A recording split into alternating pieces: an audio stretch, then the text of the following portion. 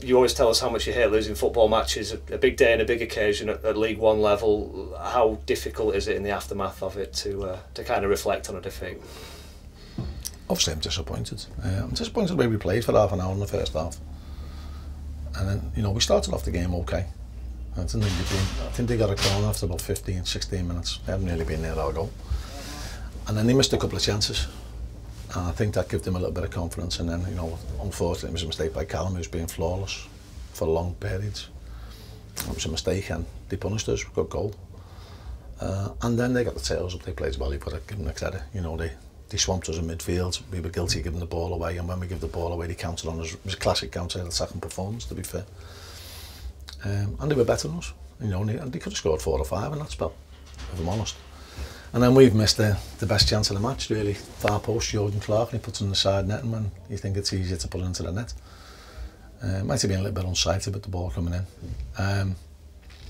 And that gave them even more confidence, and then they go and score again. Good ball and a good header. But I've got to give our lads some credit, because the second half we took the game to them. I think they had a shot, and they had a couple of corners in the first 5 minutes of the second half, but after that it was one-way traffic.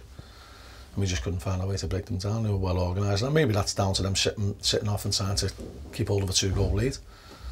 Or, you know, us up on our work rate and our effort and our determination. I thought Sam Finley made a difference when he came on. But we know we've got to be better, and, you know, it might act as a wake-up call, because I think a lot, seeing them getting beat 5-1 by Colchester last week, you know, we've been having a good pre-season, and we've probably been a little blasé going into it, and, you know, we've had, as me old dad used to say, we've had our eyes wiped. But, you know, we'll learn from it.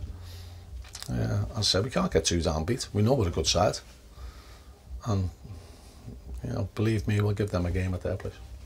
Is it a very early lesson in, if you give away chances, you'll get punished at this higher level? Well, fortunately, we didn't get punished the first 2 chances we gifted them, but we did the third one. So if you keep giving them more chances, you're going to get punished. And Callum knows, you know, you don't have to tell Callum. And then, you know, from then on, you're chasing your tail. And we've got to improve, and we will improve. Are there plenty of what-ifs? Could you have been playing 10 men? Could you have had a penalty? Well, we definitely should have had a penalty.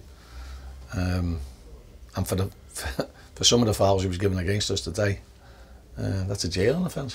Why he decided not to give it, I don't know why.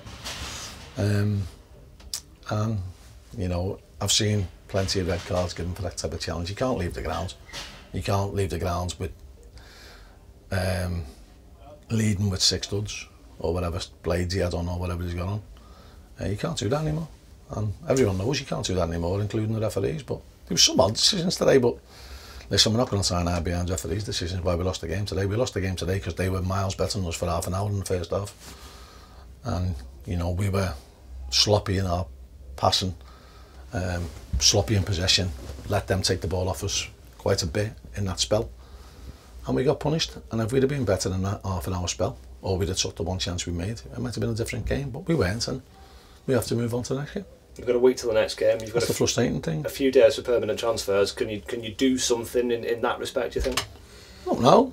We're still looking to bring a couple of players in, but it's just disappointing that you have to wait a week to play. You know, I'm not worried too much about the transfers. I'm more worried about getting back playing. Caden Jackson was on your team sheet in the side. There'd been so much talk and rumours and outlets saying he'd made a transfer request and all sorts of stuff leading up to this. Was it ever in doubt that he'd be involved? No, I think, you know, Caden's a good lad, and he's got a sound head on his shoulders. Whatever happens, it'll happen. Might have been a bit difficult for him today because he's gone through a lot this week, a lot of speculation, and it's mentally draining. And, you know, that's why we took him off for 10 or 15 minutes ago. It wasn't the way he was playing. We just thought he was looking a bit tired because, you know, of what's gone on all week. But listen, I've got no problem with Caden whether he stays or he goes. I know he'll give us 100%. Does the story remain the same? If someone meets your valuation, then there'll be a conversation? Well, that's what it is. There's a lines on the sand now. Everyone's clear about it. So if someone doesn't match that valuation, then we move on.